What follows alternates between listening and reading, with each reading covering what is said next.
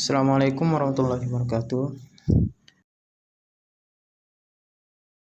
Kami dari kelompok 3 akan membahas tentang pemikiran-pemikiran Joseph Schad terhadap hadis Nabi Shallallahu Alaihi Wasallam. Langsung saja masuk ke pembahasan pertama, yakni biografi Joseph Schad. Joseph Schad atau disebut dengan Joseph Franz Schad dilahirkan pada 15 Maret 1902 di Rotterdam atau Sicily, Jerman. Ia meninggal pada 1 Agustus 1969 di Englewood, New Jersey, Amerika Serikat. Beliau adalah seorang profesor berkebangsaan Inggris dan Jerman dalam bidang bahasa Arab dan Islam di Universitas Columbia. Dia adalah sarjana barat terkemuka dalam bidang hukum Islam. Sejak kecil beliau di keluarga yang beragama Katolik, dan atas didikannya dia yang fanatik di usia awal sekolah pada sebuah sekolah Yahudi. Nah, di sini dapat kita lihat jenjang pendidikan beliau, dan mungkin yang perlu kita ketahui bahwa beliau ini merupakan dosen yang pernah mengajar di Universitas Mesir yang kita kenal sekarang Universitas Kairo di Mesir, yakni di tahun 1939. Nah, beliau juga tercatat sebagai pengajar di Universitas Oxford sejak tahun 1946, dan pada tahun 1954 ia pindah mengajar di Universitas Leiden, Belanda. Nah, pada tahun akademik 1957 sampai 1958 ia mengajar di Universitas Columbia, dan pada tahun 1959 ia memperoleh gelar Profesor Bahasa Arab dan Kajian Islam. Dia tetap mengajar di Universitas Columbia hingga ia meninggal pada tahun 1969 sebagai Profesor Emeritus. Nah, yang dari jenjang pendidikan beliau ini, keahlian dan kepakaran meliputi beberapa disiplin ilmu seperti teologi, sejarah ilmu pengetahuan, filsafat Islam, dan kajian manuskrip Arab. Meskipun demikian, kepakaran Schad yang utama adalah fikih, yakni hukum Islam. Ia juga dikenal sebagai ilmuwan yang produktif. Dari sekian banyak karya yang ditulisnya, yang terkenal adalah The Origins of Muhammadan Jurisprudence, yakni karya yang sangat monumental di kalangan umat Islam.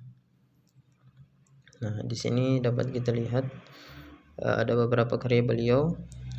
Yang kedua, yang lainnya ada Islamic Law, Theology and Law in Islam. Jadi karya beliau ini fokus kepada bidang fikih atau hukum Islam.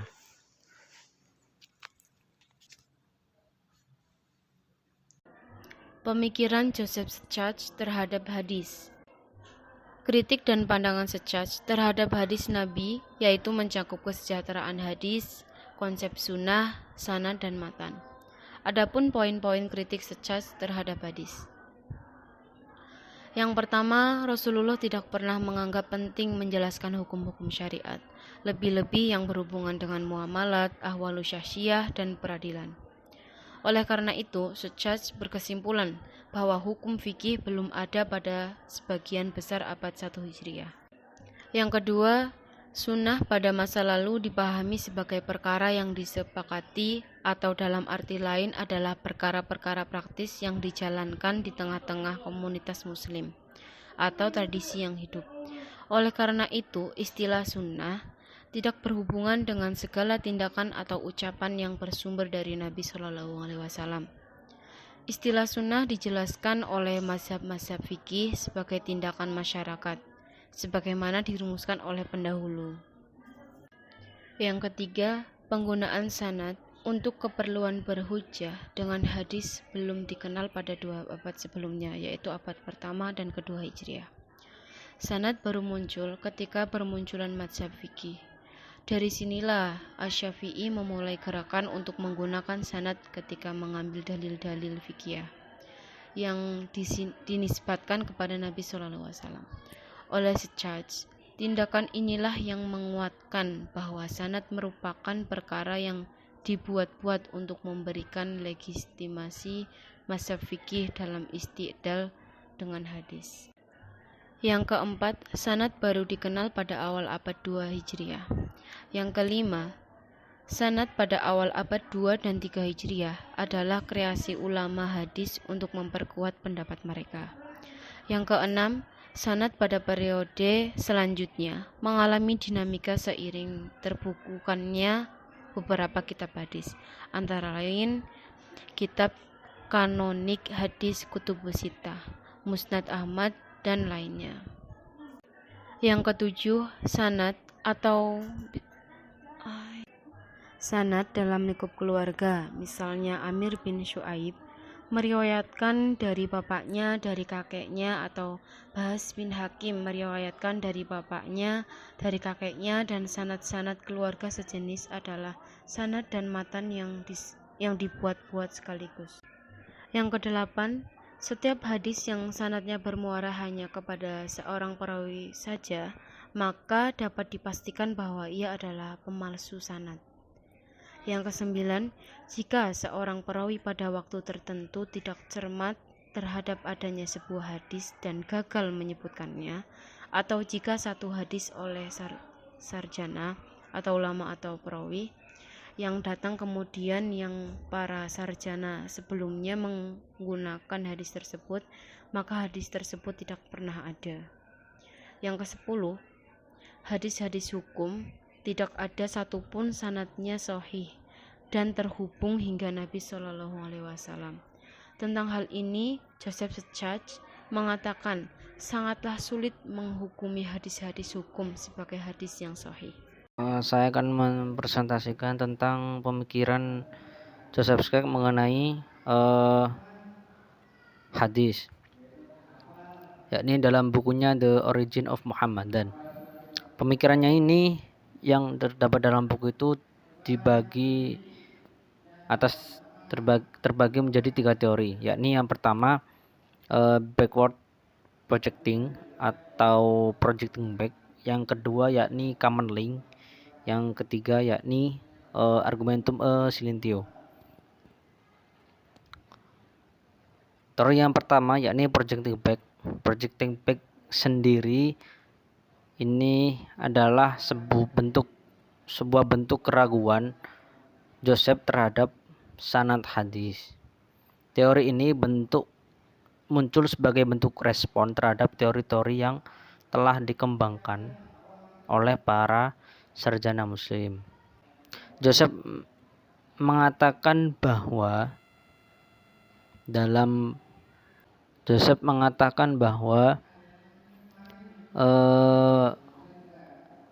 sunnah yang terdapat dalam masyarakat dahulu adalah sebuah tradisi yang hidup di dalam masyarakat,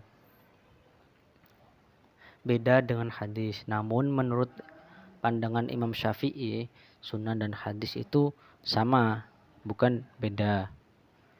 Menurut Joseph sendiri, sunnah itu adalah suatu perkara yang disepakati dan dijalankan di tengah masyarakat muslim, dan sunnah itu muncul terlebih dahulu daripada hadis, karena hadis itu menurutnya muncul pada abad ke-2 Hijriah. Nah, Joseph ini mengatakan bahwa hukum Islam itu baru dikenal pada masa pembentukan institusi peradilan dan penunjukan qadhi atau hakim agama yang pada masa khalifah yang dulu itu tidak pernah mengangkat para qadhi. Namun pengangkatan para qadhi ini malah terjadi di masa dinasti Umayyah. Nah, pengangkatan ini juga ditunjuk kepada orang-orang yang spesialis, orang-orang tertentu dari kalangan yang taat beragama. Nah, semakin lama semakin banyaknya orang spesialis ini, maka mereka membentuk sebuah kelompok yang bernama ahli fikih klasik. Hal ini terjadi pada dekade pertama abad kedua Hijriah.